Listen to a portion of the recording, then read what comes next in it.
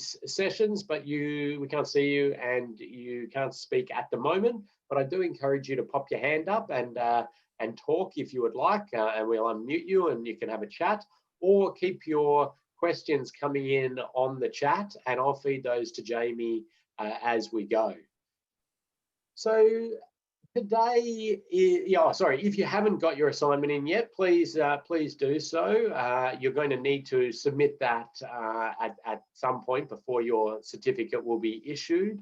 After today's session, you're going to have a quiz, 10 questions again. One of the questions being, how many times does Wally appear in today's module?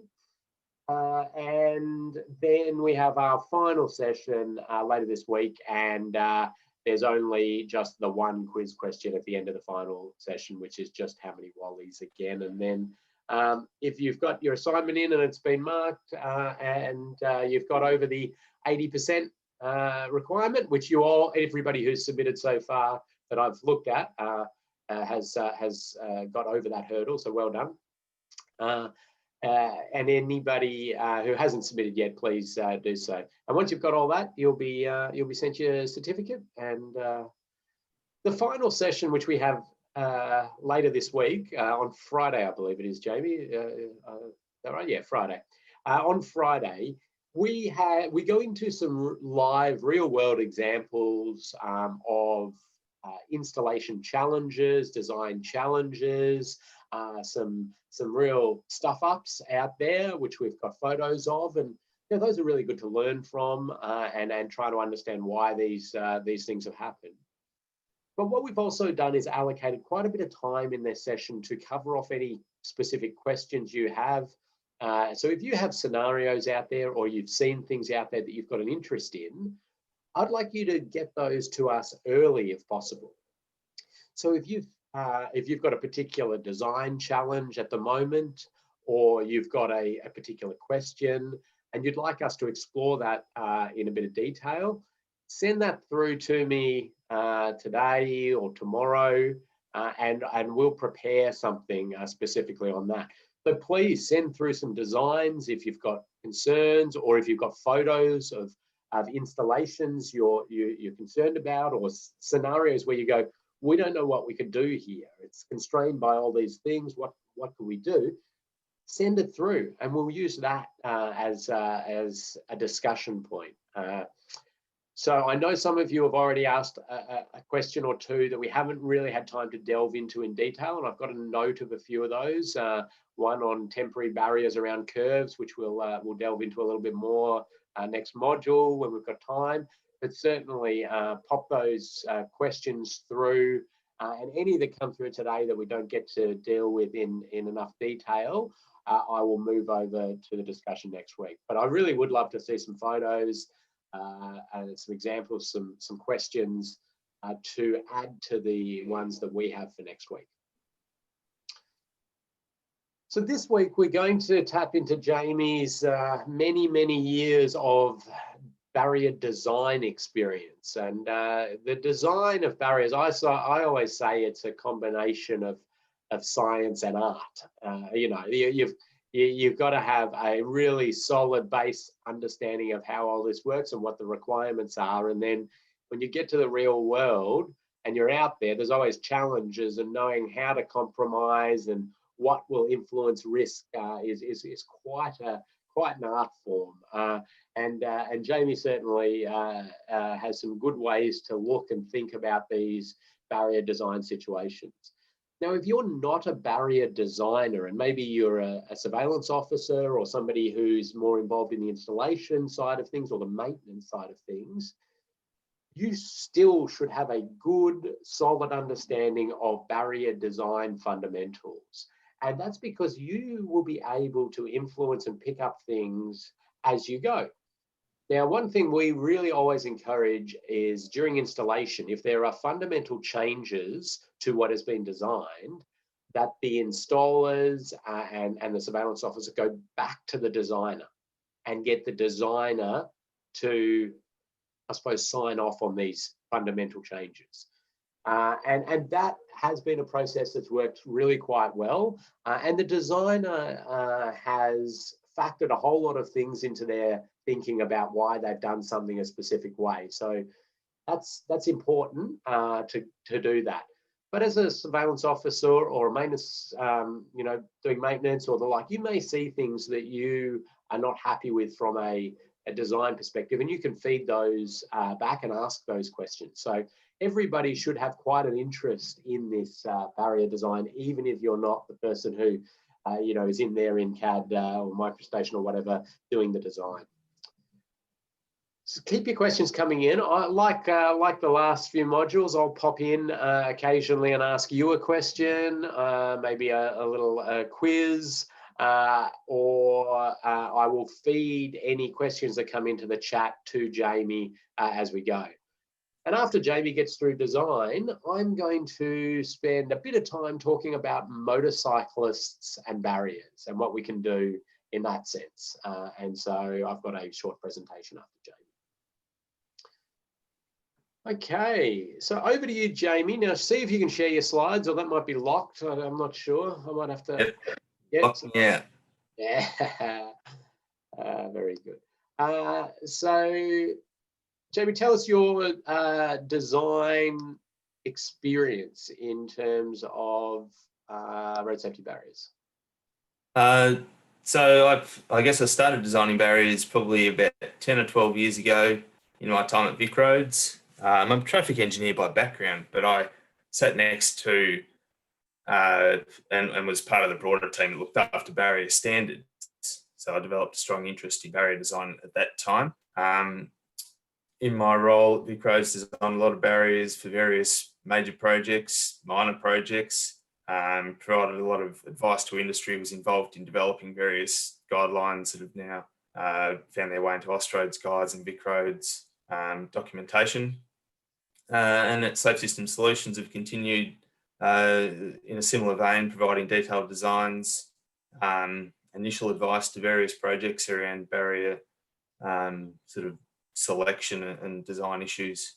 And with our focus on road safety and safe system engineering, barriers are really at the forefront of that. So it's a good mix. Excellent. All right, now you should be able to share your slides. Try again. Yep. Okay, now we're starting to see some stuff. Beautiful. Okay, and if you hit present on that, and looking great, Jamie. So I'll leave you to it for now. But oh no, hang on, we're seeing wrong way. Yeah, we're seeing the other one now. That's it. So I'll leave you to it for a bit, and I'll monitor the chat as questions come in, or the Q&A, and we will. I'll stop you as we go along. Thanks, Ken. So as Ken said, barrier design really is a mix of art and science. There's lots of different science behind it all, and a whole suite of guidelines and resources that we refer to. The primary one is the Austroads Guide to Road Design Part 6, which, as we've discussed, has recently been updated. The areas of that document that have been updated were primarily around risk assessment and hazard identification. The barrier design side of things is largely unchanged. It provides a very detailed and long-winded process that you can follow for designing a barrier system. It's something like 16 steps long. Not once have I followed that process from step 1 to 16, and I wouldn't ever expect that you would either, but it does capture all of the important considerations in barrier design, and that's the aim of this presentation, is to sort of try and pick out some of those key considerations and things that you need to be aware of if you're designing a barrier, if you're reviewing a barrier design, if you're out in the field at the installation stage. So there's the Austroads Guide to Road Design Part 6. Vic Roads and many of the other states have a supplement to that document. Sorry, apologise to the New South Wales attendees. This is quite a Victorian centric slide, but Victoria, more than any other state, does provide a lot of specific guidance, which is good and bad. It really does sort of give you all the answers, I guess, but in a way it sort of complicates the process as well. So the state supplements to the Austroads guides do take precedence over the Austroads guide itself, so always look to the supplement. VicRoads and the other states have standard drawings. There are road design notes. In Victoria, there's a road design note for the list of accepted products. Each state has its own list. Victoria also has various other road design notes around the design of wire ropes, guard fence products, continuous barrier applications, and so on. Now, those road design notes are really sort of one size fits all documents. If we take wire rope barriers, for instance, if you're designing in accordance with that guide, you can then go and install any currently accepted wire rope product. It doesn't favour any particular product, and as a general rule in design, we shouldn't select a product. Each of the accepted products has been accepted at the same crash test level and so on. But that said, there are occasions when a particular product may be advantageous from a design point of view because of some feature of the product. And if you're in a particularly constrained location or a tricky location, you may want to look to the specific detail of that product, which you can find at the supplier's websites. For each product, there's a manual. There are technical drawings that show the dimensions of the system and its various details. So I encourage you to look to that information, especially if you're in a bit of a tricky spot. And if you're heavily constrained. Before you start looking to design a system, you really need to think about what the function of the particular barrier is. Is it at the roadside?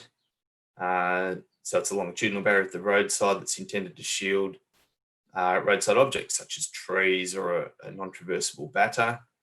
A barrier at the roadside can typically only be struck from one side, as opposed to a barrier in the median that's intended to stop cross carriageway crashes. Such a barrier needs to be able to be struck safely from both sides. At bridges, we really beef things up, and that's due to the consequence of a vehicle penetrating that barrier and potentially ending up in the waterway or on the railway line or whatever else might be below, and having that secondary consequence. And bridge barriers do need to be specifically designed. At work sites, we're primarily interested in shielding the workers, pedestrians at the side of the road. We may be looking to shield an excavation or something else like that. So think about the function of your barrier, because that really does narrow down the list of suitable products for your situation.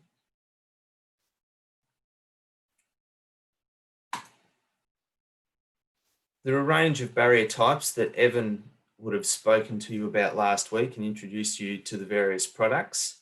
When we're talking longitudinal barriers, we broadly classify them as either rigid, semi-rigid or flexible. So we'll go through some of the ins and outs of those different types of barriers in a little while. Any barrier needs an end treatment, and the function of that end treatment is to ensure that the end of the system can safely withstand an impact. In the case of permanent products, it needs to anchor the system as well. Crash cushions are a type of end treatment that we sometimes use at bridge piers, perhaps at the end of an exposed concrete barrier. Point protectors, the Raptor crash cushion is an example of one of those that we might use about a point hazard like a power pole. And any barrier system might be a permanent installation or a temporary one. And there's a whole suite of products that are used in temporary situations. So it's important as a designer to understand the suite of available products and the pros and cons of each of those. With rigid barriers, there's an example there. It's a concrete system with a steel extension. So rigid barriers are concrete, steel, or a combination of the two, typically used at locations where we are concerned about that secondary consequence. A vehicle penetrating the barrier, particularly a heavy vehicle penetrating a barrier, might end up in a situation where there's a more severe outcome than just that single vehicle run-off-road crash. The concrete or rigid systems in general, there's another example. That's on the Balti Bridge. Concrete barriers down each side. Not much of a shoulder to speak of there, which is good. Where we're having concrete barriers, a potential concern with concrete barriers is excessive angles of impact. Concrete barriers are the least forgiving barrier system to the occupants of errant vehicles. So if there's a potential for a severe impact angle, we really want to think twice about using a rigid system. But where we're in quite a constrained environment like an urban freeway like this, there's not that opportunity to work up a high impact angle at high speed, and concrete is a good choice. Rigid systems don't deflect much or at all. In fact, deflection is negligible, effectively zero. Because of that, they're rarely damaged on an impact, so they're able to sustain many impacts without maintenance intervention. They therefore have low ongoing maintenance costs. Because of their sheer size and mass, they can contain large vehicles.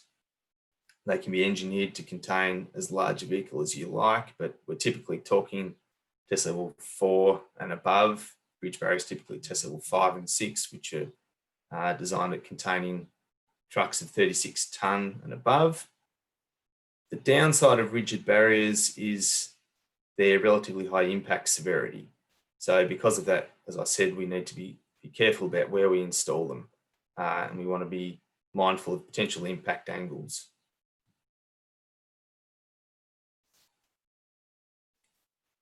Stepping down the list in terms of rigidity, we go to the semi-rigid category. Examples there on the left, we've got our public domain guard fence in Victoria Type B, New South Wales, G4, and so on. On the right, we have a Thri-beam installation, which has a higher containment level than our public domain guard fence. These systems have some deflection, a relatively low deflection compared to the more flexible systems. Because of that deflection, they are more forgiving on the vehicle occupants than a rigid system. They typically remain serviceable after impacts. Many impacts with roadside barriers are minor road drift-offs, someone losing attention momentarily, and impacting a barrier, sort of perhaps at a relatively shallow impact angle and then correcting. In those cases, a semi-rigid system will typically sustain little damage, and it can sustain many impacts after that. We can transition semi-rigid barriers directly to rigid systems. We can't do that between semi-rigid and flexible or wire rope, for instance. Semi-rigid systems can be curved quite tightly. So because of that, we can apply them in constrained locations. So it's sometimes the case that we can't do anything other than install a semi-rigid system wire rope, for example, is counted out because of its geometric requirements. It can't be curved tightly. The minimum lengths of semi-rigid systems are quite short as well, which can help in those constrained locations. Flexible barriers. On the left, wire rope. Now I'll note that that's a system that is being phased out. It's not a MASH tested system. There's a new suite of wire rope products coming into the market which are tested to MASH test level 3. On the right is the relatively new flexible barrier system, the younger cousin of wire rope, and that's the flexible W-beam product. And there are a number of proprietary products on the market there as well. So these two types of systems are grouped together in the flexible category. Wire rope systems, that little bit more flexible, they deflect by a bit more, and because of that, marginally more forgiving on the occupants of errant vehicles. So for that reason, the general consensus is they are preferable from a safety point of view, but they do have a number of reasons why they can't often be applied, and the flexible W-beam systems are preferred. So each of the two systems deflect by a considerable amount. We're talking in the order of 2 metres as a ballpark figure. They're quite forgiving on the vehicle occupants because of that sort of cushioning effect as the vehicle deflects and is redirected. Barriers, flexible barriers, and particularly wire ropes, can be rendered ineffective by a single impact. Particularly wire rope, a significant length of the barrier can be damaged, and that's in part because of that increased deflection. We might be talking 50 to 80 metres of barrier damaged. The posts are knocked down. Tension is lost in the cables. So if another vehicle was to impact that barrier at that location, there's a significant likelihood that it wouldn't be contained. So there is a greater maintenance requirement, particularly for wire rope systems. And the bottom comment there particularly applies to wire rope as well. It can't be easily applied in constrained situations because of its geometric limitations, which we'll talk a bit more about shortly. Amy, I might jump in with a question. Now, this is just one that I want to put forward, but I'm encouraging others to come up with questions as we go. So we've just described rigid systems that are not going to deflect and the like, and you've explained that now there's this flexible W-beam. So it's got some of the W-beam characteristics in terms of a little hit here and there, and it might stay functional and is going to be a better occupant outcome. So what are some of the scenarios you would still use a semi-rigid barrier system, or are they kind of useless now? Yeah, no, the scenarios are reducing. Well, it depends which system you're talking about, I suppose, but the popular one in Victoria has been Type B guard fence, which was not ever crash tested. It was deemed to comply at NCHRP test level 3. And that's a G4 in New South Wales? G4 is sort of the equivalent in New South Wales. It, I understand, is crash tested. It's got a closer post spacing. I expect it performs better than Type B. I'm not sure of its current status, to be honest, but Type B was tested recently and it didn't perform very well at all. So its use has been downgraded to lower speed environments. It's being accepted as a test level 2 product. So it should only be used in environments where speeds aren't higher than 70 k's per hour. If we're retrofitting barriers to an existing road and there's lots of guard fence out there, we might do some small extensions of existing Type B barriers to create an overlap with a flexible system, these type of things.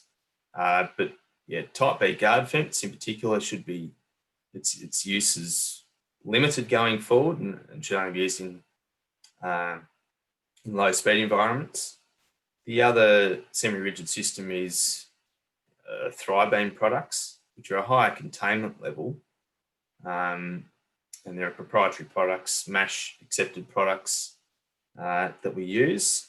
And they're sort of test level 4 products and contain those small trucks. So we often use those in relatively short lengths where there might be a particular feature that's closer to the road that we want to limit the deflection of the system at that location, or we might be concerned about a heavy vehicle penetrating the barrier. Thanks, Jamie, and yeah, please keep the questions coming in as Jamie continues on.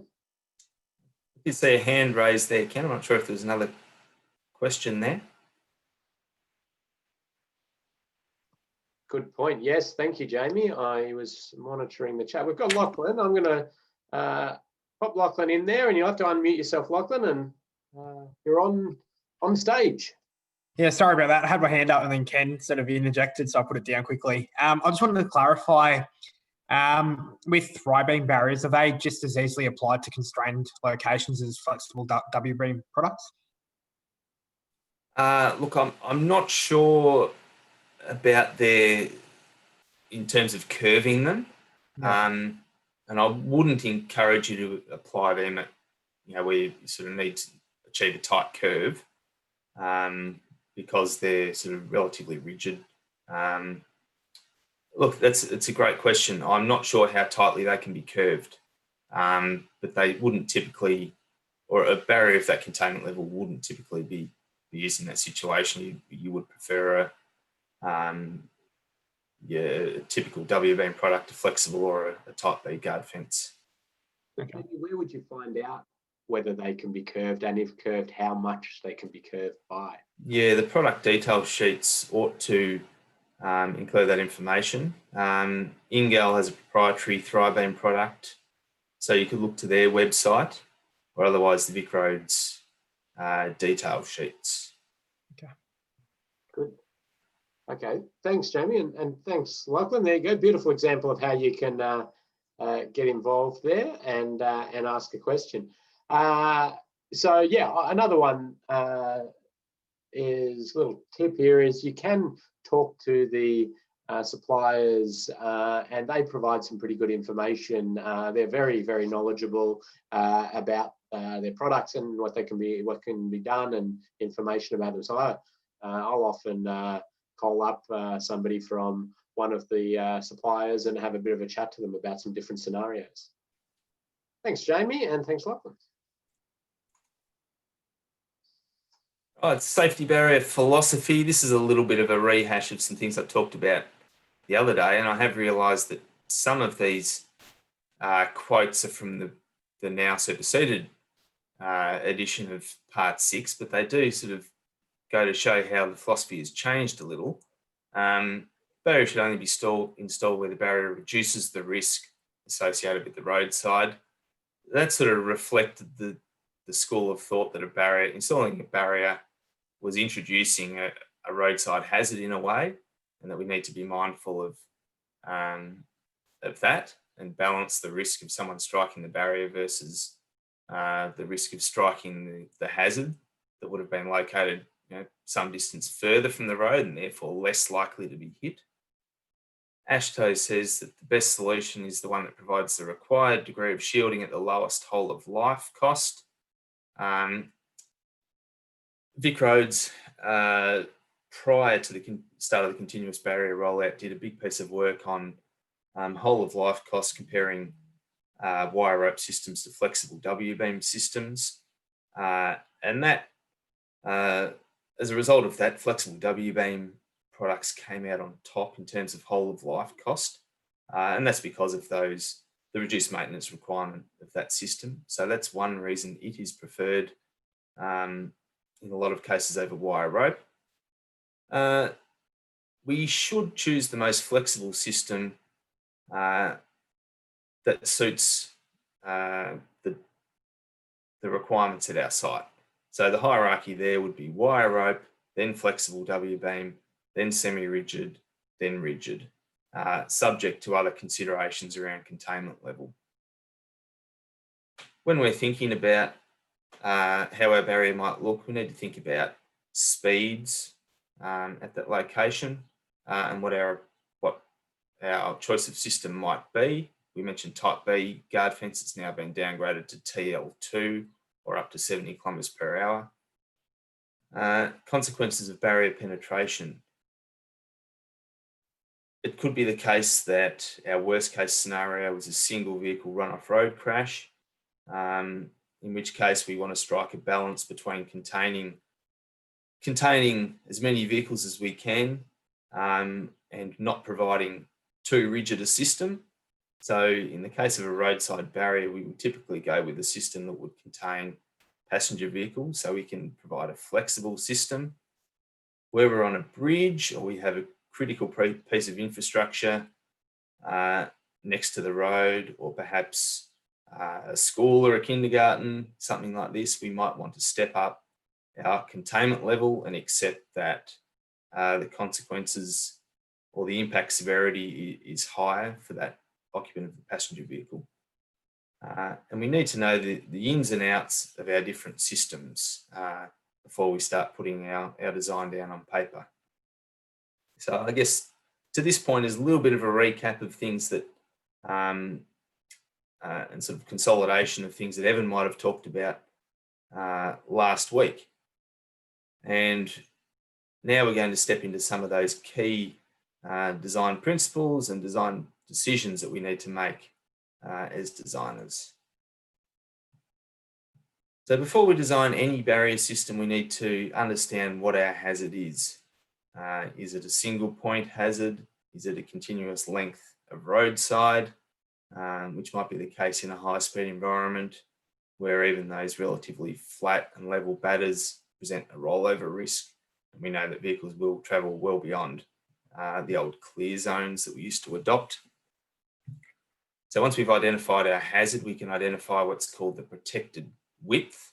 That's the width of road that we're looking to shield, which is relevant to designs for isolated barriers, barriers to shield specific hazards as opposed to continuous barriers, as is the length of need.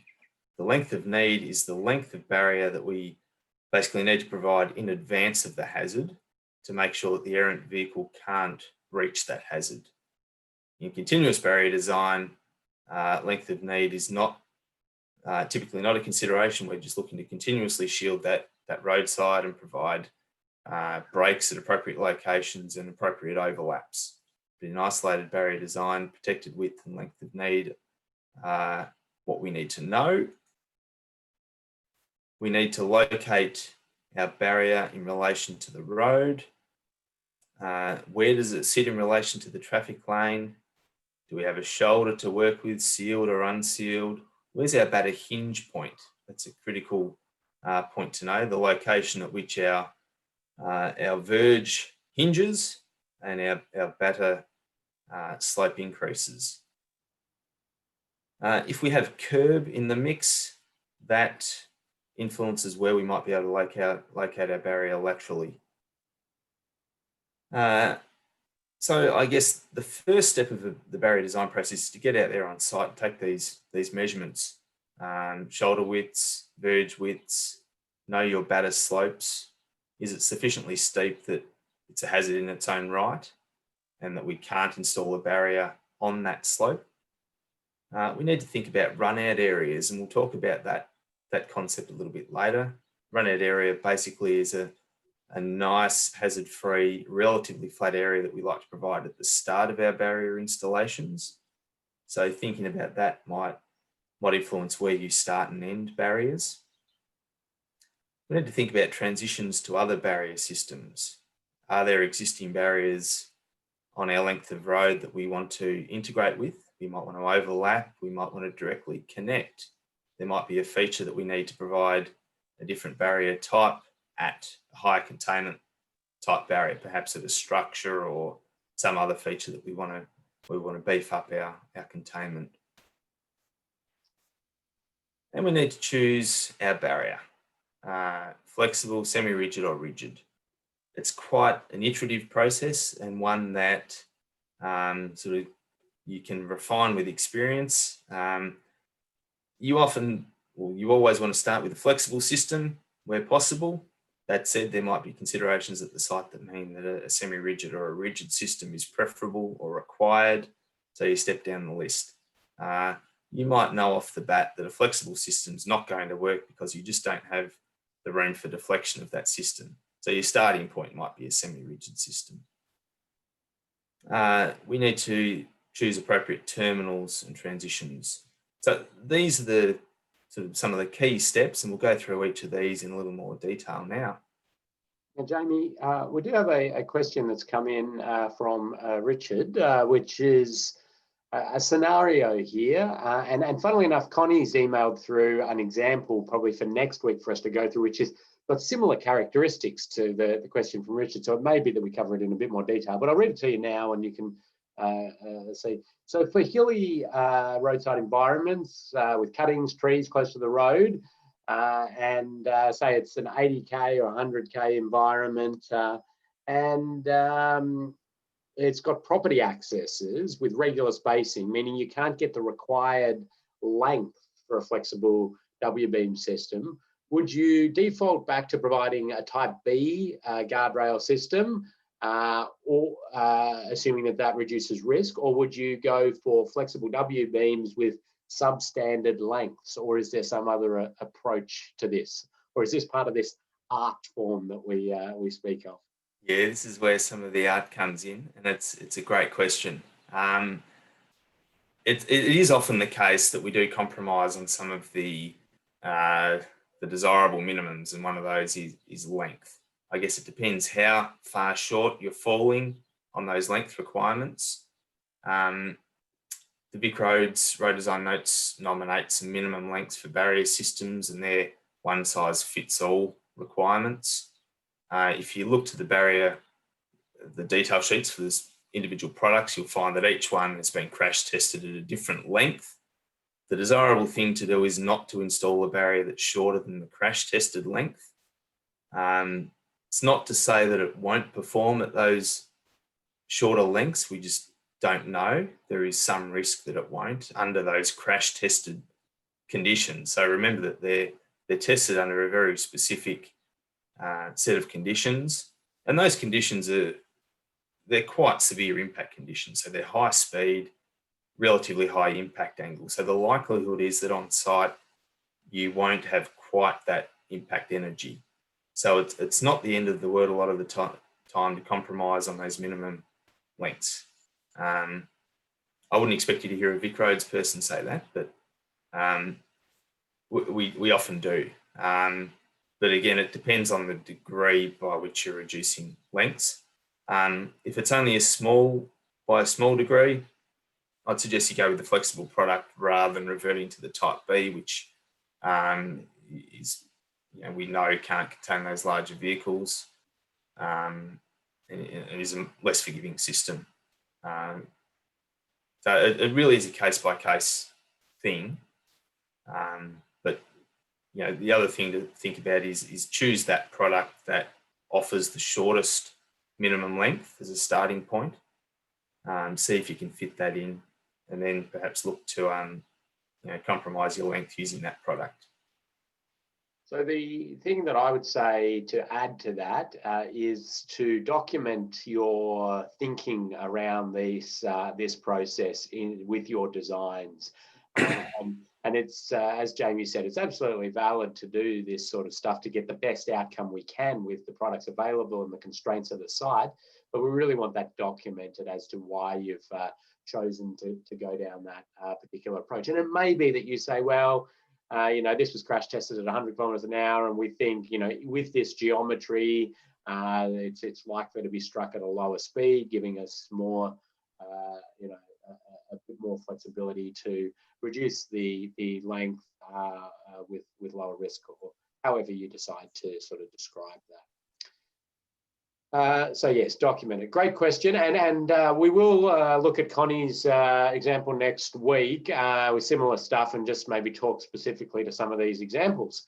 One other question as we're ticking along, Jamie, and I do love this question from Matthew, which is around inspired by seeing a Wally the Wombat, and asking about wildlife considerations around barriers, and wildlife being trapped in there, and can that increase risk? So any comments on that, Jamie? I've got a couple of comments, but I'll let you start.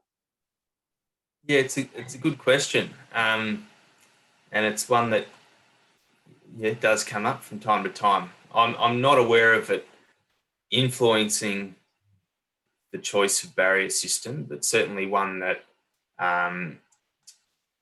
if we have had a guard fence system with a rub rail, that's going to be more difficult for an animal like a wombat to get across the road. There's a school of thought that says that barriers trap animals like kangaroos onto roads. So it's not one that I've seen influence a choice of barrier system or a barrier design. It may there might be consideration to giving animal underpasses and these type of things where there's particular need. Yeah, my comments on it are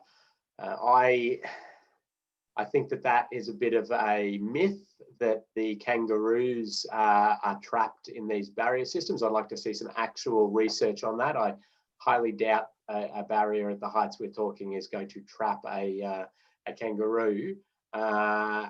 The wombats, I do agree, are a more challenging, problematic one in some situations where you provide that motorcycle underrun protection, the rub rails and the like. And certainly we have in a number of scenarios, at least around Victoria, provided access gaps for wombats along the underrun protection. So, acknowledging that, providing that gap, and thinking about where you place those gaps in terms of where the wombats are likely to be crossing, and also where it's low risk for motorcyclists sliding and hitting the underarm protection. So it's something to be considered. I don't know if anybody does know of any sort of research that actually proves a kangaroo or kangaroos get trapped in with any barrier systems we've got. I'd like to see it. I dare say those things can jump whatever they pretty much want, but there may be something associated with them, making a split-second decision. But I'm not convinced. All right, thanks, Jamie. And I'll talk a little bit more about motorcycle underrun protection in my one.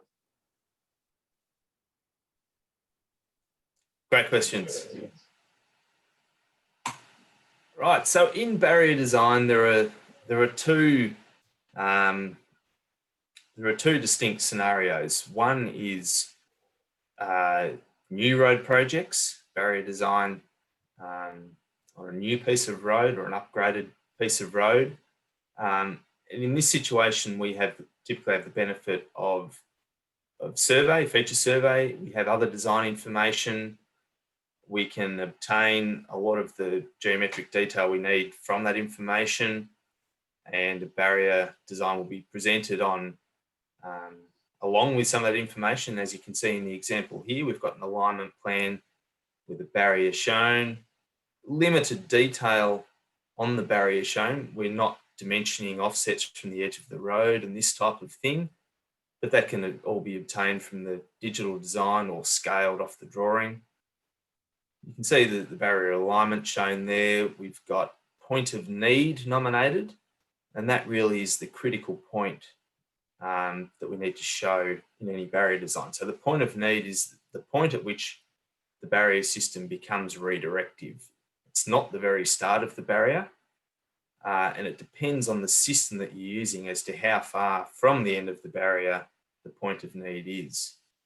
In the case of wire rope systems, as this one is, the entire terminal is non-redirective and sits in front of the point of need. So we're talking in the order of 12 metres.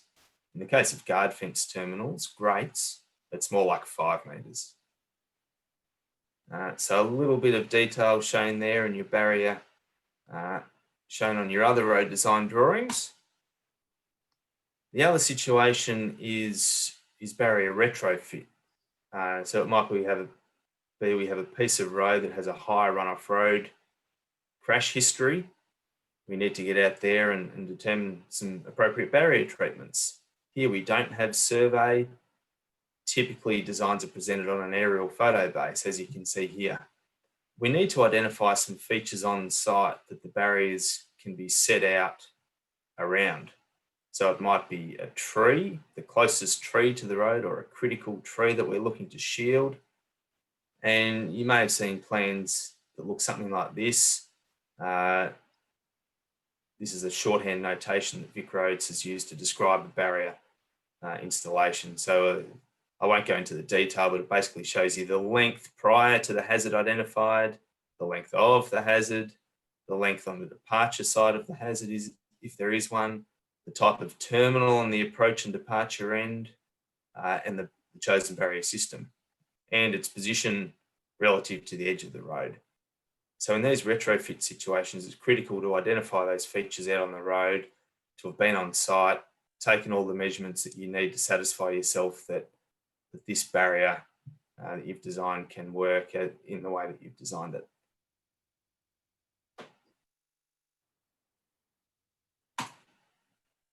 There's another example of a retrofit, and in this case, it's a continuous barrier design project. This is the Hume Freeway, north of Melbourne. Basically the same type of information shown in a slightly different format.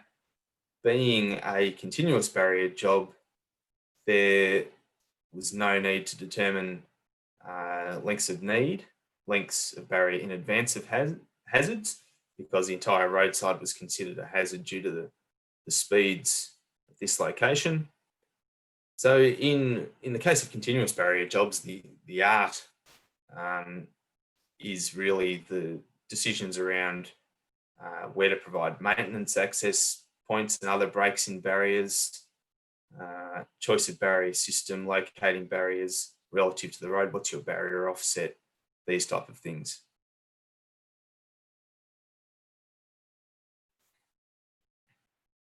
Length of need. I've mentioned point of need. Your point of need is this point here. Here it's called the point of redirection. It's the same thing. Point of need, point at which the barrier becomes redirective. It's either at the end of the terminal or some way along the terminal. And that's the point that we need to know. Your length of need is the length of barrier that you need to provide between the point of need here and the start of your hazard here. That length is based on a number of things. The width of roadside that we're looking to shield is one of those. We call it the protected width.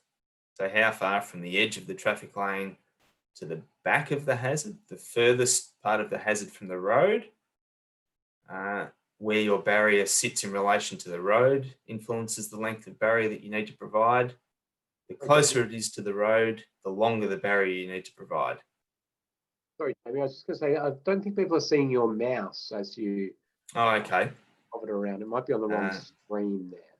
Yep, there it is. Okay. Got it. Righto. Yep. I'll work over here. Point of need here. Start of the hazard here. So that's our length of need between point of need and start of hazard. Protected width is that distance from this back of the hazard to the edge of the traffic lane. So that's one of the key things to know when you're determining a barrier length. Your barrier offset relative to the edge of the road influences your length of need. If it's close to the edge of the road, as per this barrier here, you need quite a long length. If you're pushing your barrier right back near the hazard, you can get away with a relatively short length. You may have seen this terminology, line A and line B treatments. A line B treatment is one that is on a straight alignment and is located relatively close to the edge of the road. We provide a line B treatment where the roadside is either not traversable or not sufficiently flat to install a barrier on it, and we need to put the barrier on the verge. A line A treatment is a curved installation. So if we imagine this barrier here was sort of curved away, something like this. That's what a line A treatment would look like.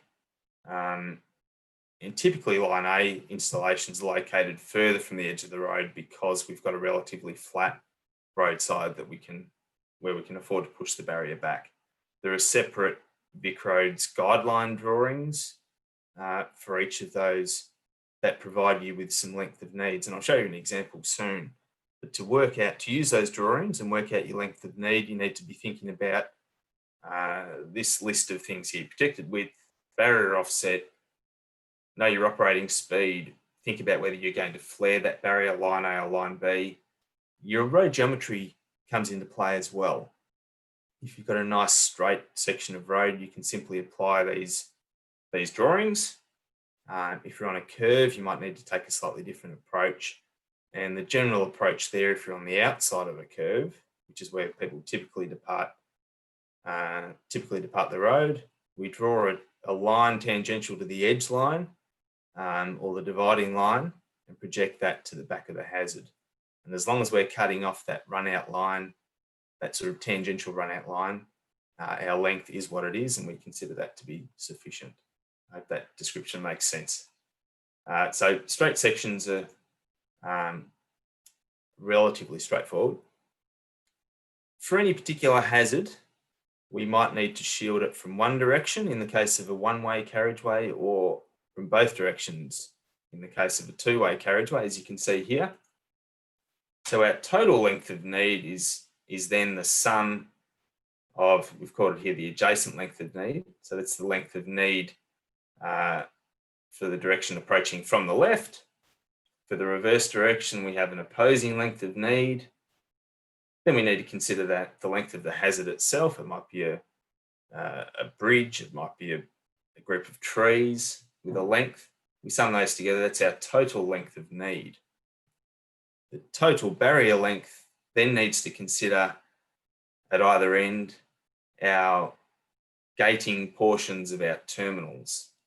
So total length of barrier is not something that's typically shown on any drawing, but it's something that you need to be mindful of in constrained locations between driveways and the like, to know that you can fit in the design that you're proposing.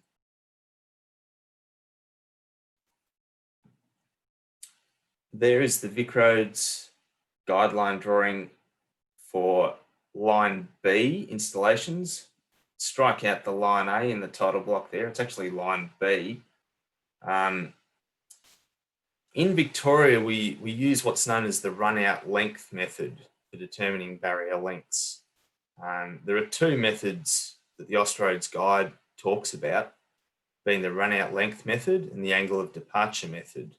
In Victoria, we use the run-out length method, which basically it seeks to provide a corridor for deceleration for that vehicle that departs the road and perhaps just misses the start of a barrier.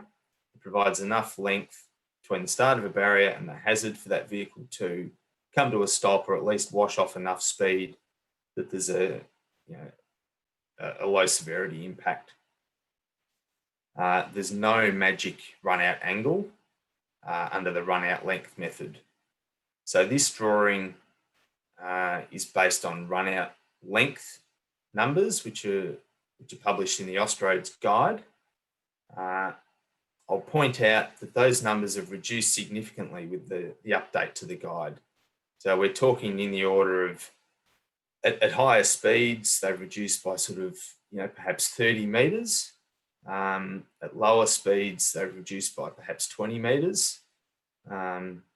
So at the high end, at 110 km/h design speed, previously we designed barriers, based on run-out lengths of 140, 150 metres. Now it's only 110. At the lower end of the spectrum, low speeds, say 50 km/h, it used to be 40 metres. Now it's only something like 20. So they've come down a lot. There are formulas that can be used to work out these run-out length numbers, but these VicRoads drawings have done the work for you. You need to know your protected width, your operating speed, and you need to have selected a barrier offset. And if you've done those things, you can read off the charts and work out an appropriate length of barrier to provide in advance of the hazard for that particular direction. I'll point out as well, there are some adjustment factors for volumes. The numbers in the main part of the table are based on high volumes, greater than 10,000 vehicles per day. If your volumes are lower than that, there are some factors that you can apply to shorten the length of your barrier further. And those factors are sort of as little as 0.5, 0.4, 0.6. So you can shorten your barrier significantly if your volumes are relatively low.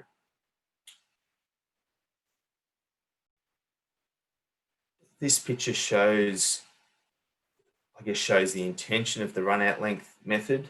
You can see up on the batter here, we have the start of a barrier system, which is shielding shielding the main part of the drop off here, but it's certainly not extending far enough to stop an errant vehicle from leaving the road, travelling along parallel to the road and ending up in the stream here, which this vehicle has done. So using the run out length method, we would identify that the hazard is here and that we need to provide a length of barrier in advance of that point to stop this situation from happening.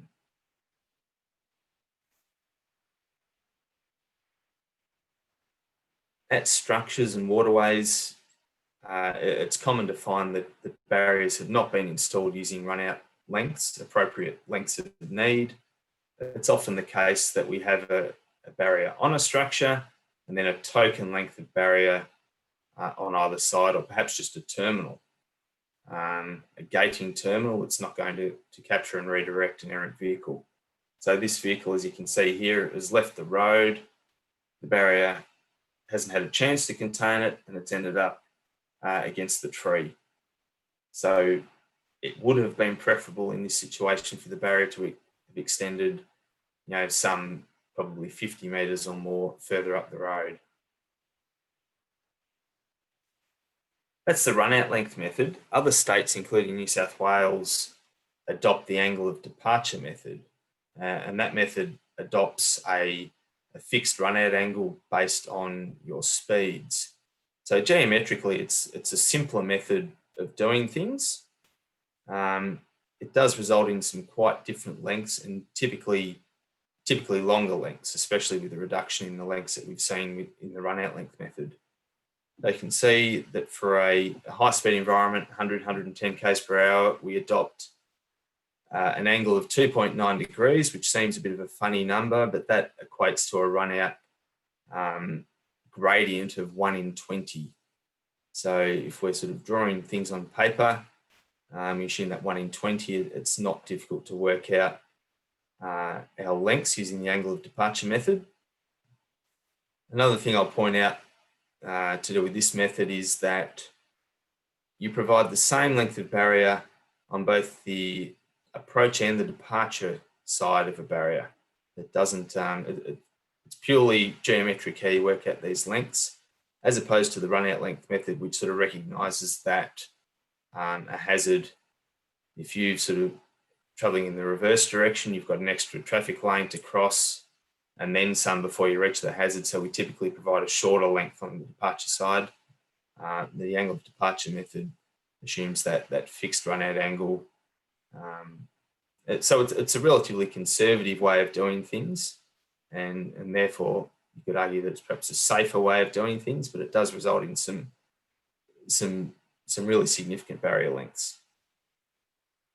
All right, Jamie, we're halfway through today's module, and I'm just going to pop up a little poll and give people the opportunity to have a bit of a stretch and maybe fill up their water. So I'll give you a few minutes to do this poll. It's very quick, just 2 true or false questions, and then I'll give you a couple of extra minutes to have a stretch. And remember, you don't get marked on these. These are just ones to engage you as we tick along. But answer those and then have a bit of a stretch.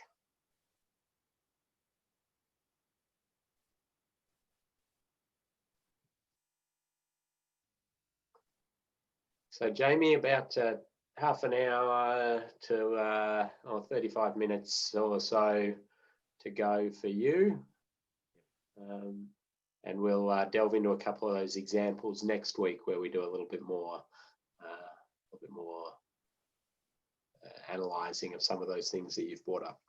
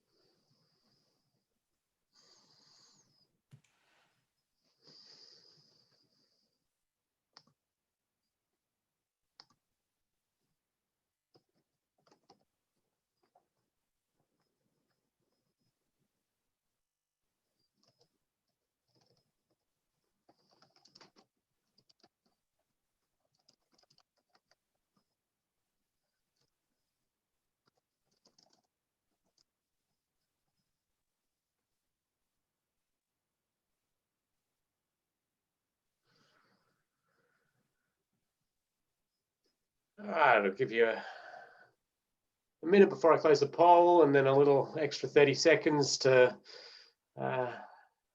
do some star jumps or whatever you want to keep the blood flowing.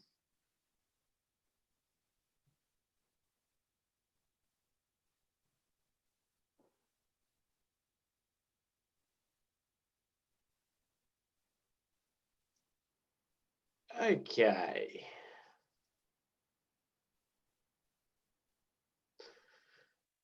Right, so I've ended that poll, and see there, most of you are on the right thinking there. So post spacing of any barrier system may influence the deflection of that barrier system, but not the length of need of that system. The barrier type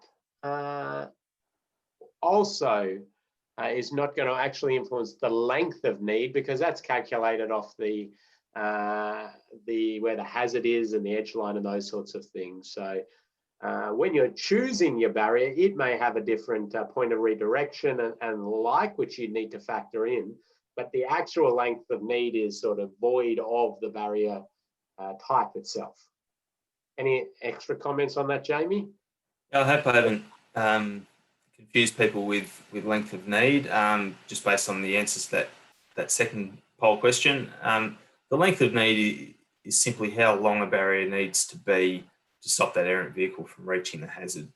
Then we can think about the barrier system, whether we need to reduce deflection and these type of things. So it's purely that geometric look at how long it needs to be to stop that run out line.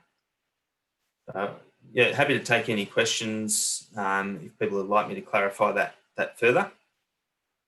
Yeah, so in our module, or sorry, in our day 2 and 3 of this course, we do some length of need calculations, and that's an actual exercise where we'll give you a specific hazard, and you'll be calculating length of need and then making some decisions after you've done that on which is the most appropriate barrier for the environmental constraints and the like associated with that individual site. But yes, the length of need is just a calculation based on the site itself before you even start to think about the barriers you use. And in Victoria, we use the run out length method, New South Wales angle of departure method. And they're both covered in the Austroads Guide to Road Design Part 6. That's right. And the supplements in each of those states nominate which method is used and provide some additional guidance. Thanks, Jamie. Let's keep ticking along.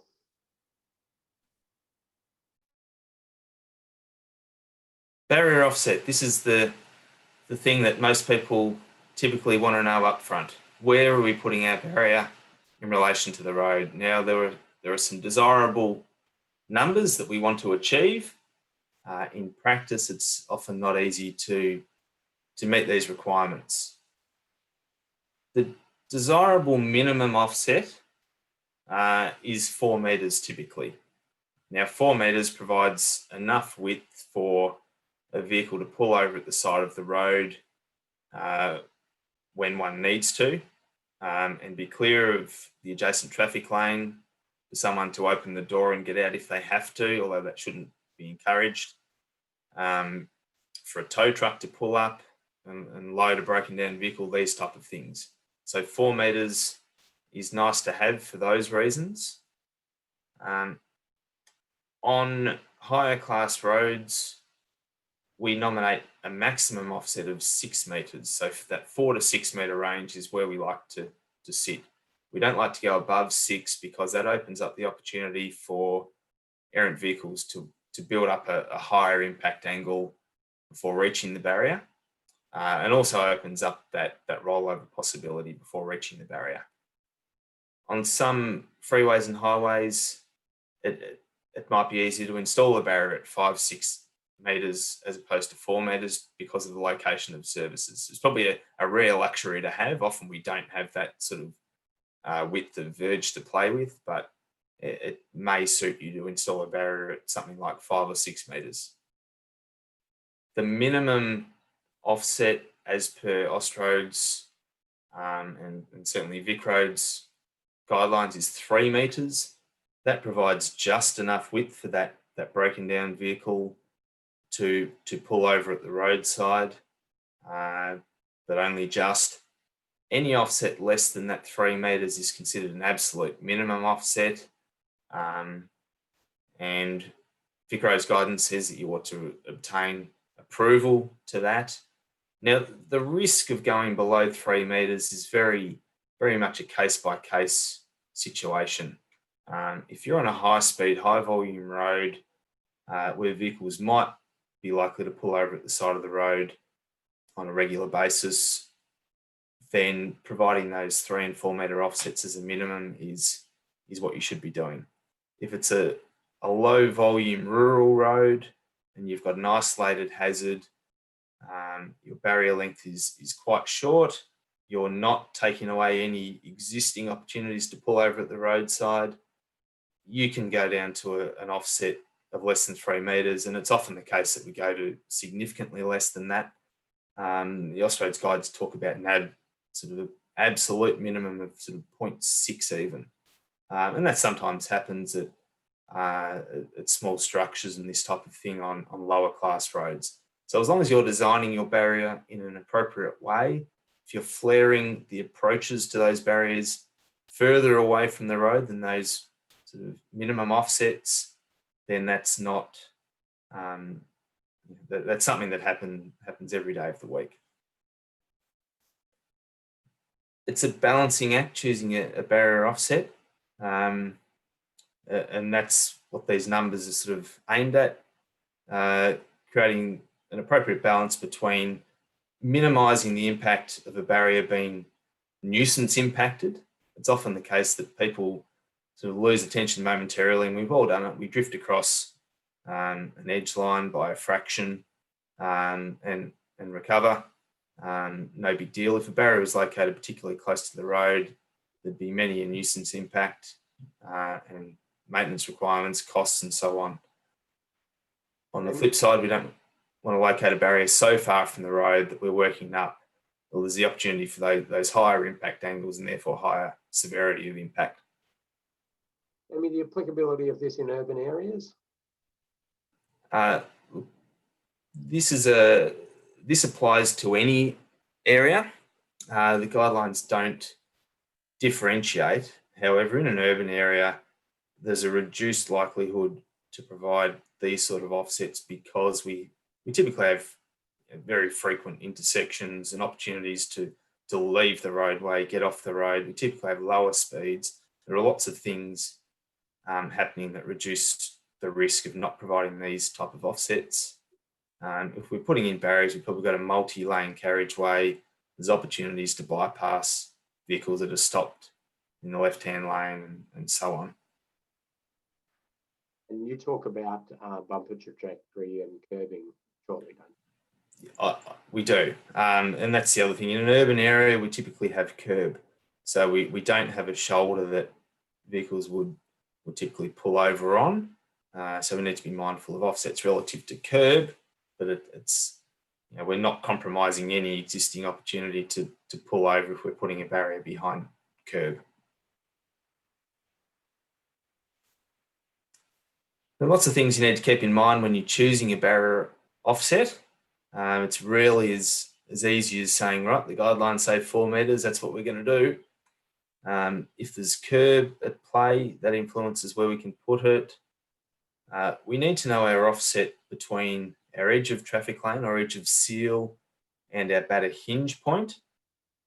There are requirements around providing structural support to the posts of the barrier system and also containing deflection within the verge, and that varies between products. If we've got table drains or other changes in grade, we need to be mindful of not installing a barrier close to those because that can impact its performance. Shy line offsets. The shy effect occurs where objects, including barriers, are located particularly close to the edge of the road. If you encounter a barrier terminal or any other object that's right next to the road, perhaps at night when you least expect it, it can have the effect that you shy away from it. You adjust your lateral position in the roadway and move across. Perhaps you'll encroach into an opposing lane or something like that. So safety implications of that.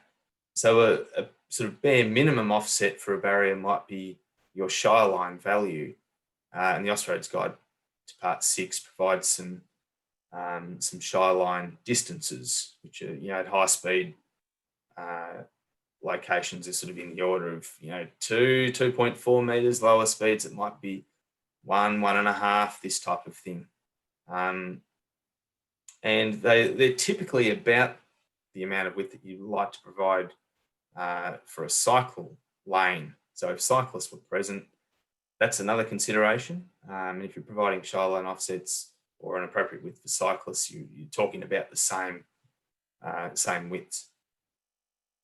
You need to be mindful of flare rates for barrier systems, and I'll talk a bit about that later as well. So lots of things that you need to think about and keep in mind when you're choosing your barrier offset. There are always constraints at the site that will influence where you can locate it laterally. The other part of the equation when choosing a barrier offset is how much space will you have between the barrier at that offset and the nearest hazards behind. And that width needs to be able to accommodate the deflection of the system that you choose. So it's a bit of an iterative process. Here's a barrier located at the back of curb. This is on Sydney Road in Melbourne, and it's one that is struck frequently.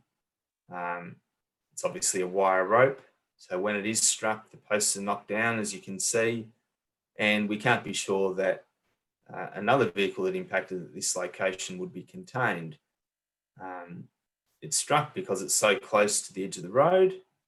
A more appropriate choice of barrier would have been a guard fence system at this location, which would have sustained less damage and not require maintenance each time.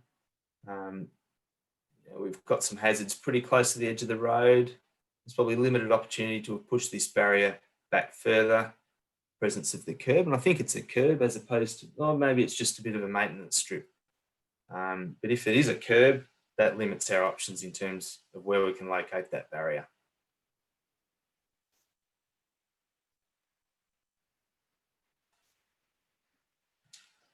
Here's a fairly old drawing. I say old, it's not that old, it's perhaps 8-9 years old, something like that.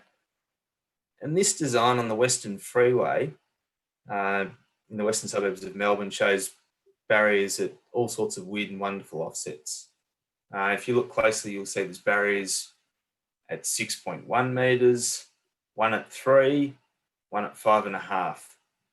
And this reflects the approach that was taken only that small number of years ago, where it was preferred to locate barriers as far from the road as possible and as close to hazards as possible to minimise their likelihood of being struck and minimise the length of barrier that you would need. So this was not a continuous barrier project. It was one where isolated barrier treatments were installed around trees and poles and the like. And those barriers were put as far from the road as possible, subject to deflection requirements. Now we wouldn't dream of designing anything like this. We'd be looking to provide that desirable minimum offset of 4 metres, certainly on the left-hand side. Most vehicles will pull over to the left on a carriageway where there's no more than 2 lanes in that one direction. If there are 3 or 4 lanes, we like to provide these type of offsets on the right-hand side, on the median, and not require someone in an emergency situation to have to get to the left. This section of road actually has had barriers retrofitted in the last 2 or 3 years, and marrying the old approach to the new has caused some issues and resulted in some funny looking installations out there. It's been sought to retain these existing barriers where they're in good condition and work to current standards at the time. So you'll still see some funny looking steps in barriers and different offsets. but all the new ones out there are in the order of 3 and 4 metres from the edge line. Got 15 minutes to go, Jamie. Thanks, Ken.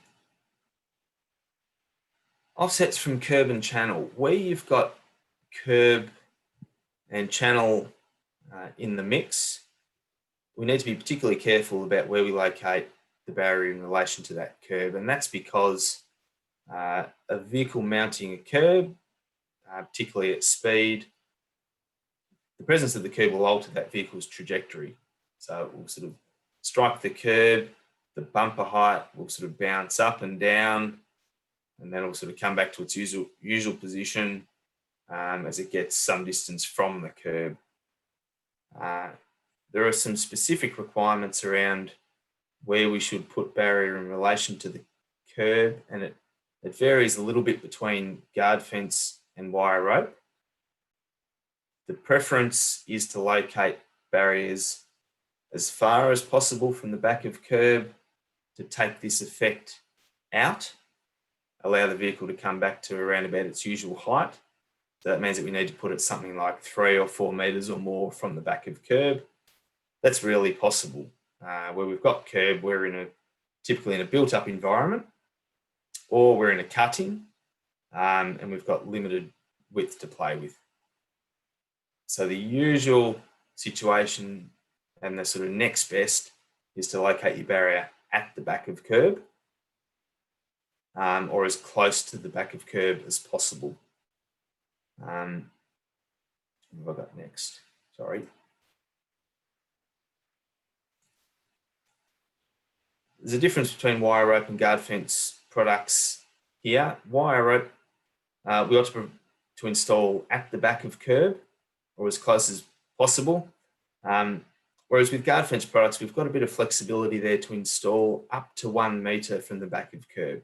So that's one thing that counts in favour of guard fence, flexible guard fence.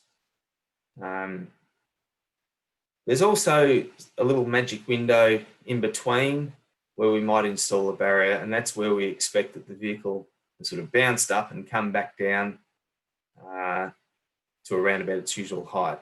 And that's in the range of sort of 1.2, 1.5 metres from back of curb.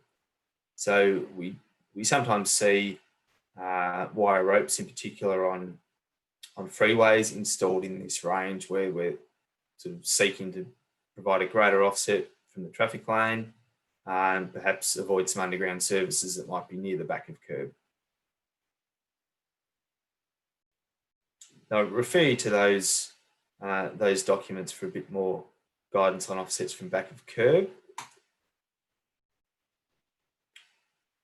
Our barrier hinge point offset will influence our barrier offset. We need to install our barrier a certain distance from the batter hinge, which is here.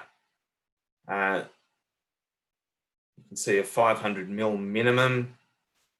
That's what we ought to provide for any W-beam product, type B or flexible W-beam. The suppliers of proprietary W-beam products will tell you that their product can be installed as close as sort of 300mm from the back of curb. And that is true. They have done some crash testing that close to the hinge point. But that really should be limited to constrained locations.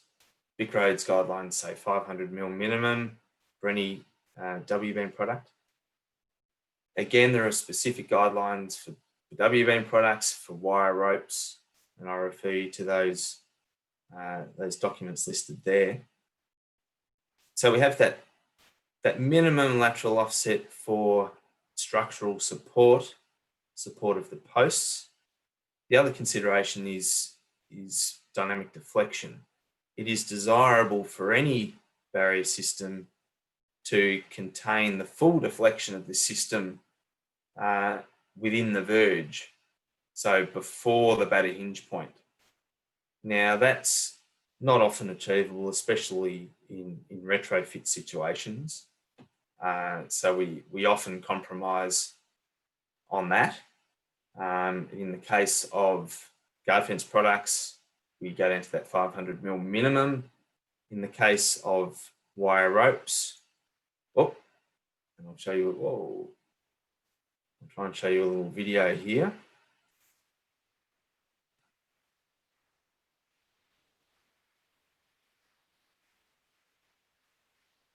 I hope you could all see that little video showing a vehicle impacting a wire rope that was located very close to a vertical drop that was contained and redirected.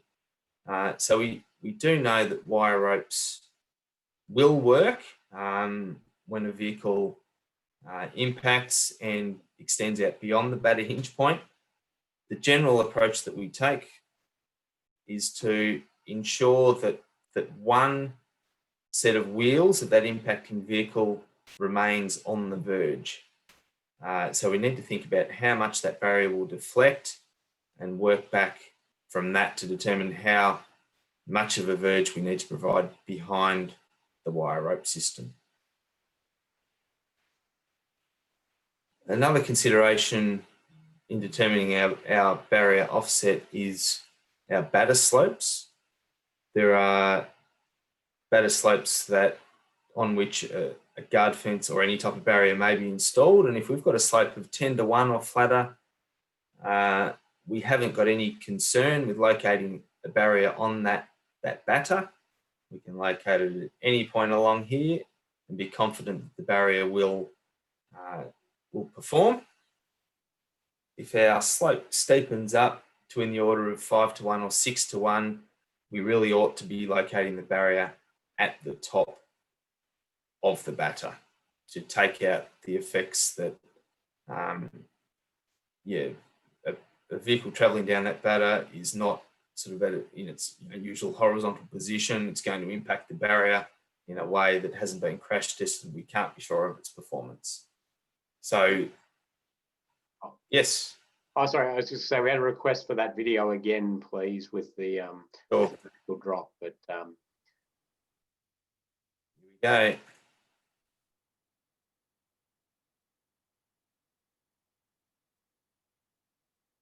Thank you.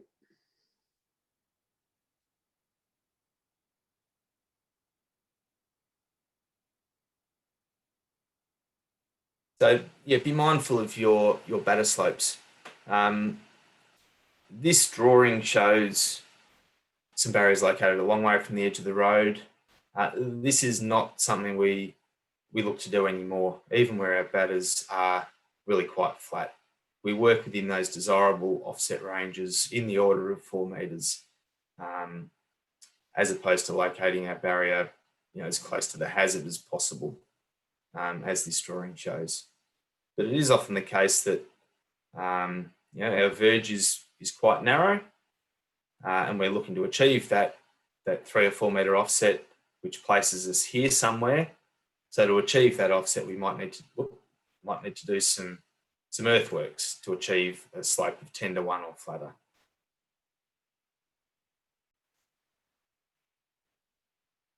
Another video showing a vehicle penetrating through a barrier. Why has that happened? That angle tells the story. You can see that wire rope has been located just beyond the invert of a ditch, a swale drain. The vehicle, I'll play it again, the vehicle has struck the bottom of the drain, the bumper has gone down and it's nosed under the bottom ropes. So that the presence of that drain has affected the vehicle's trajectory and meant that the barrier hasn't performed.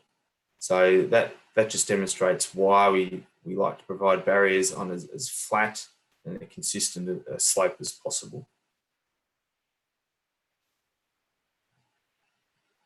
The other part of the equation, barrier deflection. So that's how much the barrier will deflect, will move when it's struck by an errant vehicle. As we've talked about, rigid barriers deflect by next to nothing. Guard fence systems, I've mentioned type B there, we're not so fond of that anymore, but it was always assumed for design purposes to deflect by 1 metre. we can stiffen up the system by reducing its post spacings. And that applies to basically any barrier system. Close up the post spacings, reduces deflection. That's something we like to do in locations where we've got a hazard, particularly close to the road, and that we can't afford to shift the barrier any further away or nearer to the traffic lane. Flexible W-beam systems deflect by more, in the order of 1.6 metres at 100 k's per hour. There are 3 proprietary systems currently accepted, and they all deflect by about the same. We're talking dynamic deflection here. You will have heard the term working width as well. Working width is basically dynamic deflection plus a roll allowance. For a test level 3 product, where the test vehicle is a passenger vehicle, a pickup truck, not a very high vehicle, there's next to no roll that occurs, especially with flexible systems where the vehicle stays pretty much upright. So our dynamic deflection and working width values are either identical or very similar. For wire rope, now this comment's a little outdated. Road Design 0602 talks all about wire rope, and I'm sure there's an update to that guide in progress based on the new MASH tested wire rope products that are coming onto the market. Each of the 3 main suppliers has one. Previously, our NCHRP tested products deflected by as little as 1.5 metres under those crash conditions. Under MASH conditions, we're seeing greater deflections, and they're in the order of 2 and a bit metres at post spacings in the order of 2 metres. Each product has slightly different configurations in terms of post spacings, but it's in the order of 2 and a bit metres at reduced post spacings. So it's stepped up a bit. These systems are also a bit higher than the old ones because they're aimed at containing those vehicles with a higher centre of gravity. In the case of wire rope, we know that the longer a system is, the more it's inclined to deflect. We also need to make some adjustments for curves where a wire rope is located on the inside of a curve, on the convex side of a curve, because of that, the effect of the tension in the system pulling the barrier in on itself. So when we apply some of those correction factors, we can find deflections in the order of 4 metres plus for wire ropes. So that can make that quite prohibitive. And Jamie, we're just going to take a quick question from Lachlan again. Hi again, Jamie. I've noticed you provided, deflection widths for the Type B system. Are any Ingle or any other manufacturers undertaking testing of their W beams with 1 metre post spacing? I know Vic Road's likely to accept these testings in the near future. Yeah, I'm pretty sure that Ingale have done some with their EasyGuard products. I'm not sure if those numbers are published in their current product manuals. I think they have been previously, but they may have taken them out. I'm not 100% on that, but certainly if you contact those suppliers, they can provide you with some guidance on deflections at reduced post spacings. Okay. They can also provide you with some, some case-specific deflections. They might ask you, what's your cross-section width? What's your speed environment? What's your barrier offset from the edge of the road? And they can model likely impact angles under that situation, maximum impact angles. And they might say, well, in that situation, we don't expect that you're going to get the full sort of crash tested impact angle. This is what we anticipate the deflection to be for your particular location. So I encourage you to contact the suppliers, especially if you're constrained and concerned about accommodating deflection. Okay, yeah. So I guess those models, they're pretty accurate, and I guess enough justification to base our sort of judgment off. Yeah, and please check the product suppliers manuals. I don't think they have those reduced deflections in them, but I might be wrong. But if they don't, talk to the suppliers, and they have done some extra crash testing, and they don't always publish all of the results. Okay, oh, cool. Thank you. So I'll just point out again that the numbers given there for wire rope are not current. Please refer to the update to the Vic Roads Road Design Notes 604 and also 602, which are in the pipeline, and will include those new MASH wire rope products. And Jamie, might get you kicking along a little bit. You got a bit more to cover, and we may move some of the question and any questions over to next week, but I'll let you know after.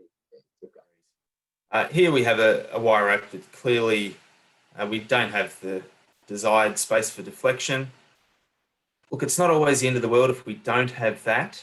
It's often the case that a barrier, it's better to have a barrier than not, even if we're not achieving that full deflection. Here, a more rigid system might have been a better choice because we look to be in a relatively low speed environment. Again, no deflection allowed for. We can look to stiffen up the system to compensate for that. Here, again, no deflection whatsoever. The photo doesn't show it, but there were other hazards in advance of this pole that this barrier was shielding in a desirable way. So, yes, it's not by the book, but on the assumption that we're not going to relocate that power pole, that's probably about the best you can do. There are minimum length requirements that you need to be mindful of for different barrier systems. It varies between the different categories and then the individual products. For semi-rigid systems, it's particularly short, and for that reason, Type B guard fence has been preferred in constrained locations in the past. The flexible guard fence, we sort of step up the numbers to something like 56 metres plus the terminals. And those terminals, if we're talking approach terminals, grates, are in the order of 15 metres long. So we're talking about 80 metres at a minimum. In the case of wire rope, it's more again. And that number I would expect will change based on MASH crash testing. And again, I'll point out the minimum lengths don't include terminals. So you need to include 2 terminals, which are in the order of 12 metres. So you need, by the book, about 85 metres between constraints to accommodate a wire rope system at a minimum. There's an installation of a guard fence product that doesn't quite meet your minimum length requirements. We've got a grate on the approach side that's about 15 metres long. A single length of guard fence, another 5, and then a trailing terminal. The book says we need to have a minimum of 10 metres or 2 spans of Type B guard fence between terminals. So that's a stock underpass. It's an absolute minimum length installation that hasn't considered the hazard that we're looking to shield our protected width. So the desirable thing to do would be think about, right, what's the non-drivable or hazardous part of this underpass? What's the outermost point of that? What length of need do we provide to shield that hazard? And that would have seen that barrier extend quite some distance further up the road. Run-out areas briefly. We found that many vehicles that impact near the start of a barrier within that gating portion of the terminal, and every barrier has terminal has a gating portion. In the case of wire rope terminals, it's the entire terminal. Most vehicles will pass through this run-out area, and the area is defined as 18 metres from the point of need back, and it's 6 metres wide. And that's the case for guard fence terminals and wire rope terminals. So an errant vehicle that strikes that gating portion of the terminal will typically end up stopping or at least passing through that area. So we like to provide, keep that area free of fixed hazards and provide a relatively flat grade, I think 1 in 5 or flatter. Providing an appropriate run-out area might influence where you start and stop a barrier, it might require you to undertake some earthworks to achieve that nice clear run out area. Any longitudinal barrier has an end treatment, and there's one of the new breed on the left. That's the ETSS grate. On the right, we have a wire rope terminal. These systems can safely accommodate an end on impact of 100, 110 kilometres per hour without spearing or causing the vehicle to roll. They also anchor the system to the ground here and here. So those are the two functions of our end treatments. We've used this term grate quite a number of times. First person to tell me what that means, what that stands for. While we're typing that in, Jamie, just one came in from Ross, which was the detail sheet for Type B guard fence indicates 1.2 metre dynamic deflection per 70 kilometres per hour. Is the road design note 0608 outdated with a 1 metre deflection? Sure, I can. That it appears that is the case. Yes. No. Go with the number in the detail sheet. Good. And Richard has won our prize, gating redirective energy absorbing terminal. There's another of the new breed. That's the MASH, the MSKT, the MASH SKT, which is the only extruder type system that's currently accepted. It spits the rail passes through this extruder head and gets spat out the side. That's another reason to provide a nice run out area to allow this terminal to perform without interference by anything near it. Barrier transitions, perhaps I might hold that over. That's probably something that can fit in nicely with our discussion next week around some installation and design issues, Ken.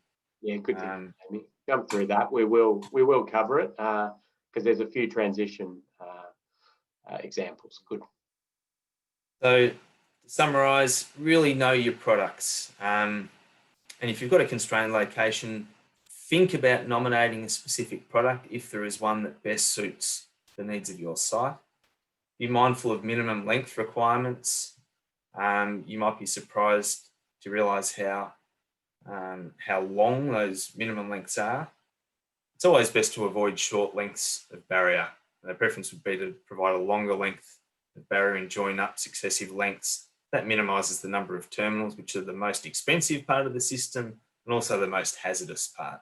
So you might find that one long barrier with only 2 terminals is cheaper than a number of shorter sections where your total length of barrier is less, but it has more terminals.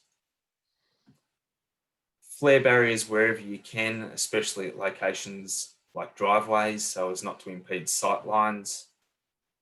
Provide those run out areas wherever you can. Lots of other things that you need to keep in mind. I have some photos of many of these things that we'll talk about on Friday, where we go through some typical design and installation issues. So perhaps I'll carry that over to then as well, Ken. Thanks, Jamie. And a lot there, and we're going to cover off one of them next, motorcyclists as a consideration, but a huge raft of things to be considering. And yeah, as I say, those who come back for a day 2 and 3 with us, we throw you into the real world, lots of constraints on the site, lots of challenges, lots of things to consider, and coming up with that choice on all of those things Jamie has been talking about is really, I suppose, challenging exercise, and you've got to really justify that and document. So good, thank you, Jamie. I'm just going to cover off a few things associated with motorcyclists and barrier systems and dispel a few myths and put a few ideas out there. And it's going to be a fairly quick run through. And it's just to highlight a few of these things. But I'm happy to continue the conversation at any point with anybody dealing with specific issues. So motorcyclists and barriers, it gets brought up a lot. The motorcycle community often bring up this as a big issue. And I should note here that I've worked in motorcycle safety, the engineering infrastructure side of motorcycle safety for a long time. I'm a licensed motorcycle, but I'm not a motorcyclist, but I'm not an active motorcyclist. But here is the some of the research showing crashes where motorcyclists have been killed. And you see there that, we'll just go with the total here. We're seeing barriers representing a very small percentage of incidents where motorcyclists are killed. So striking barrier systems. There's some unknowns in there in terms of what exactly killed the rider, but even if those were all barriers, we're still on a very low percentage. When you then drill into that, okay, well, what barriers are they hitting in these times that they're hitting them? We can see there that guardrail systems are the overwhelming dominant barrier type where motorcyclists have been killed. Then concrete, then wire rope systems, and then when obviously the police didn't know what barrier system it was.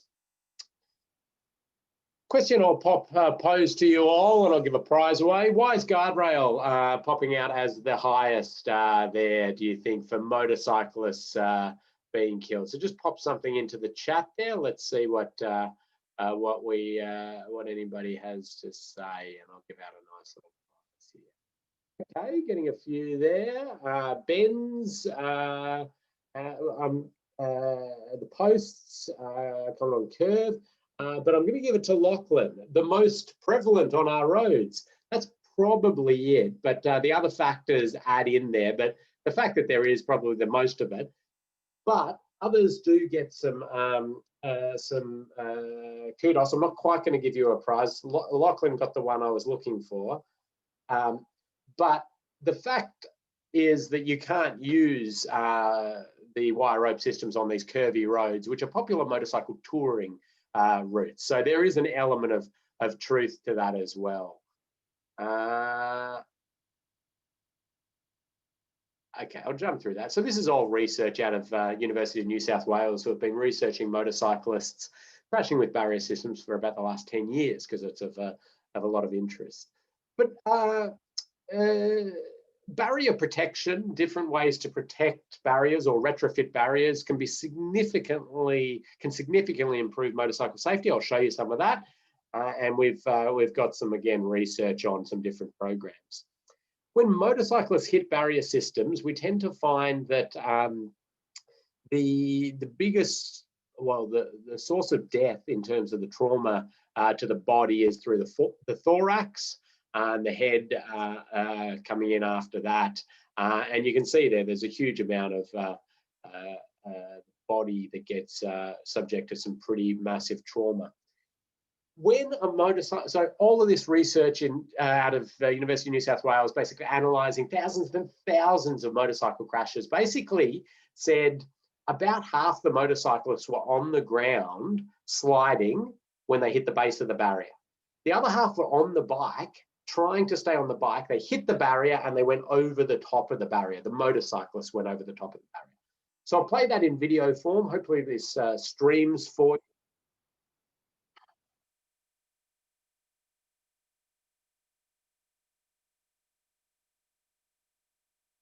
So that's the one going over the top there. I'm going to just turn my volume down on that one. I'll play it again. So you can see the motorcyclist is trying to hold on there, but hits the barrier, and physics makes the motorcyclist go over the barrier. Here's some, that one was a real rider. This one is a crash test dummy. So let's just, that shows the physics of it pretty easily. I mean, it's common sense, isn't it? Motorcyclist goes over the barrier. The bike does exactly what we want, which is running along the barrier, but we've lost what we were trying to protect over the top. The second one, hopefully these stream. So the other half are off the bike and sliding.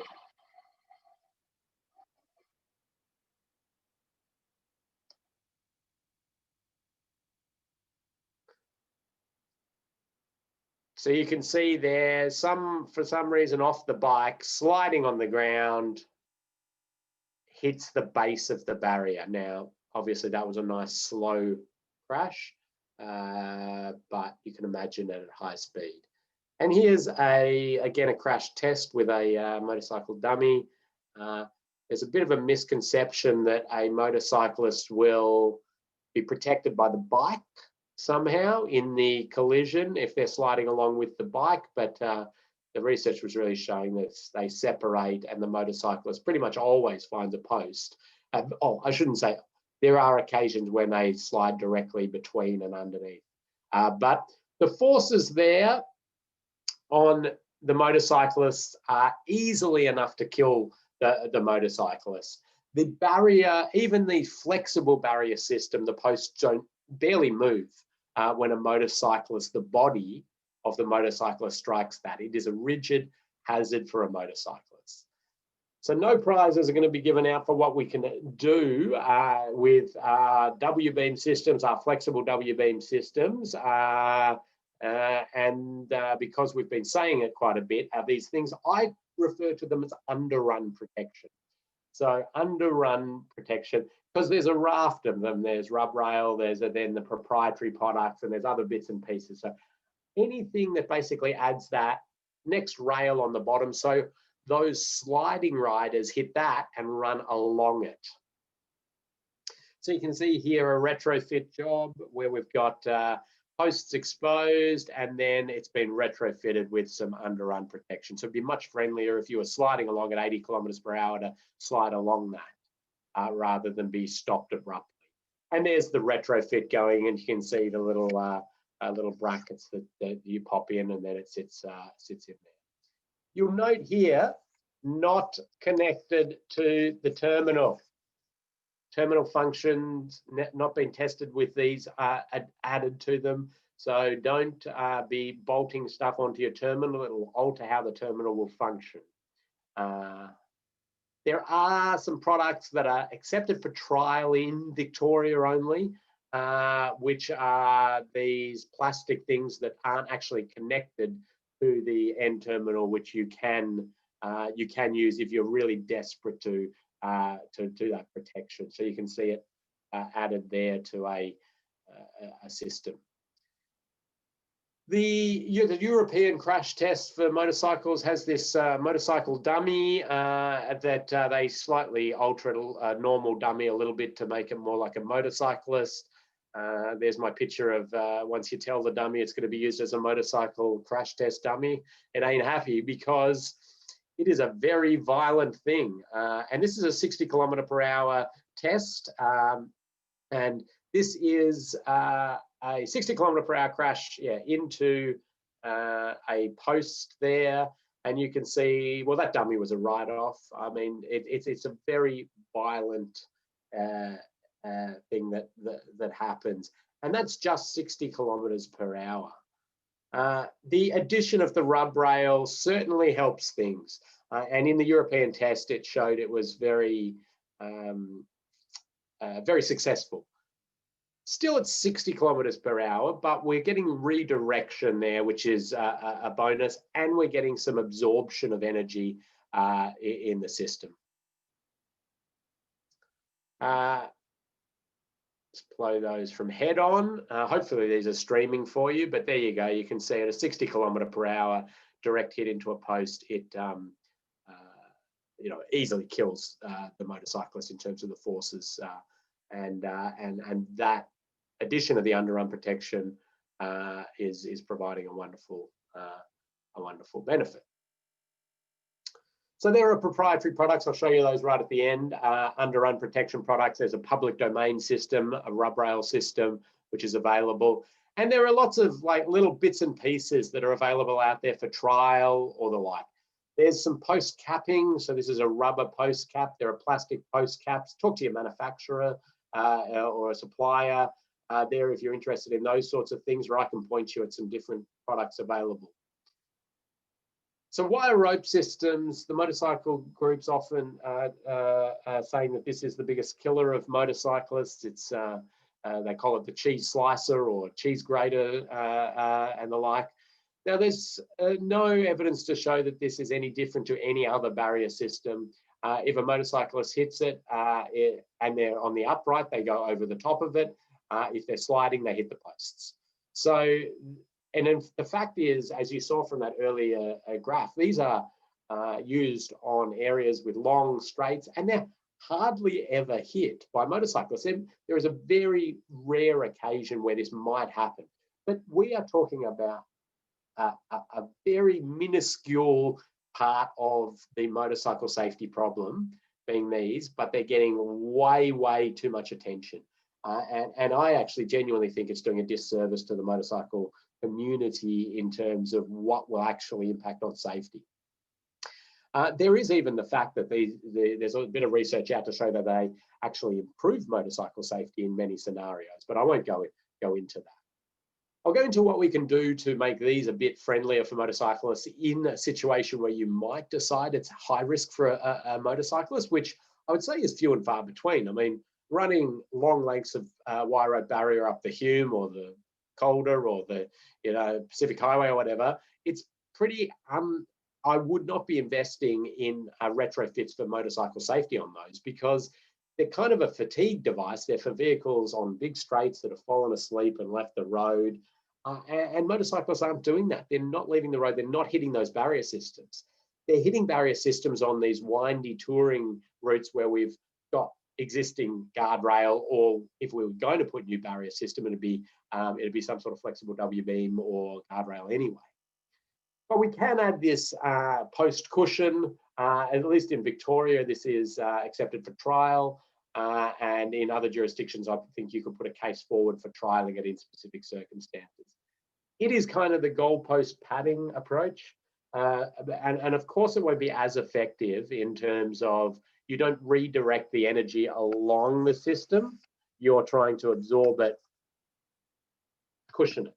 So it's not going to be as effective, but it may do something.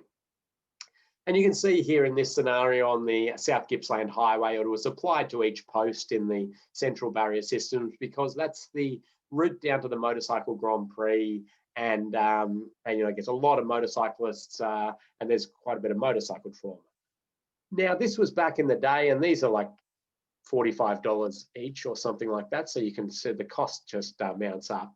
Nowadays, I mean, this to me would be a back-to-back flexible W-beam system with an underrun, proprietary underrun protection.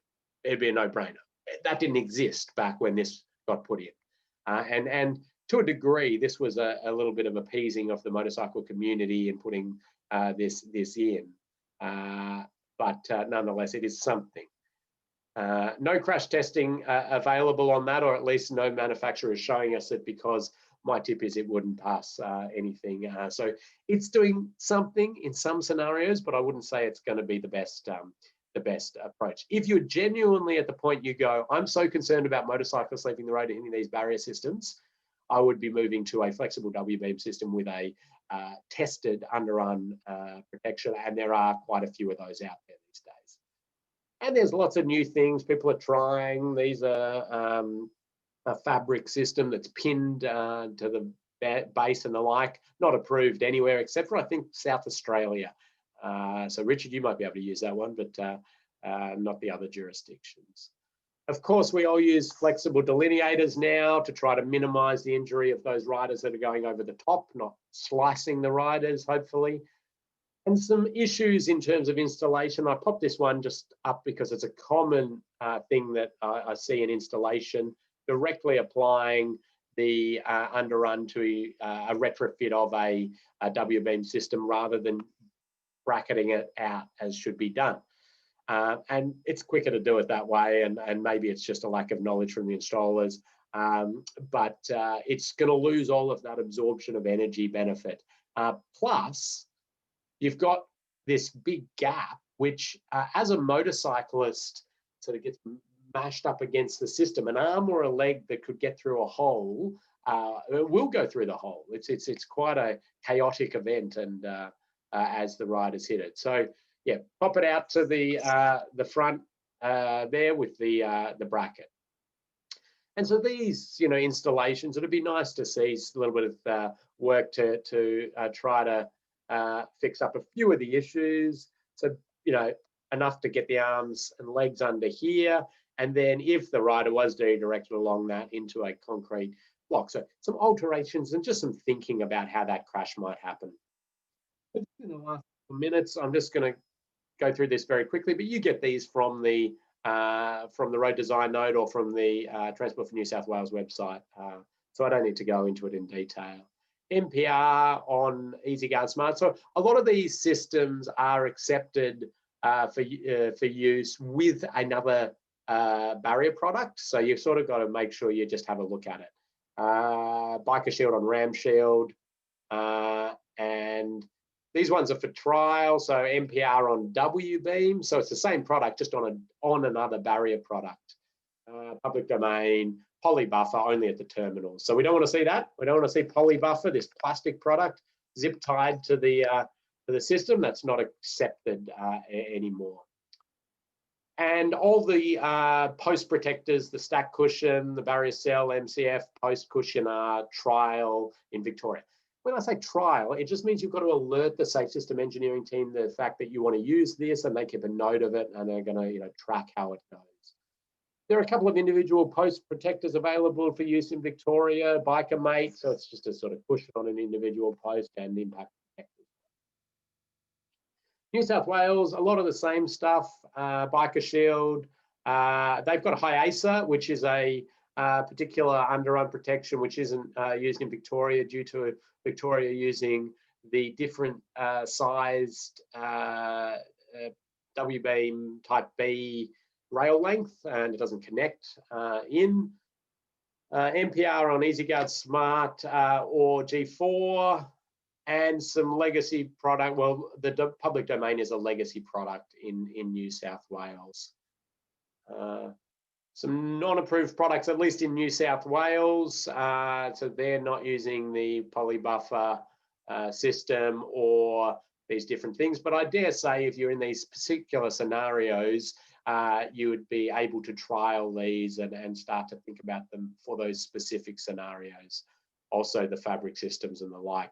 And New South Wales doesn't use any post protector for W-beam systems. But again, as I say, if you're interested in that, you can talk to the likes of Jade Hogan or the like, or have a chat with us, and we can put you in contact with the right people if you want to trial this in a particular location. And again, the post protectors aren't something that's been used. So I whipped through that pretty quick, and you've got the notes and the recording, and of course you've got my contact details. I love having a chat about motorcyclists and barriers, and lots of examples and places we've put those in. But that pretty much gets us to the end of this session. It's been a huge amount covered, and I thank you for your input. I'll just remind you for next week that we're going to do lots of case studies. And if you've got particular things of note, send them in, email them through, send some photos, point us to a location. We'll look at it on Street View. Whatever it is, we can add a bit of your stuff in there. Jamie's got some wonderful pictures of installations and the like, and we're excited to get into that, but we want to be guided by you as well. So thank you for your attention. I think we just might have missed one or two questions. I'll touch on those next week. You do have a quiz in Schoology to do, and if you haven't uploaded your quick barrier, get to know your barrier product assignment, please do that. And of course, if you have any questions in the interim, get in contact with me. So thanks for your attention today. Enjoy the rest of your day, and we will see you for our last session later this week.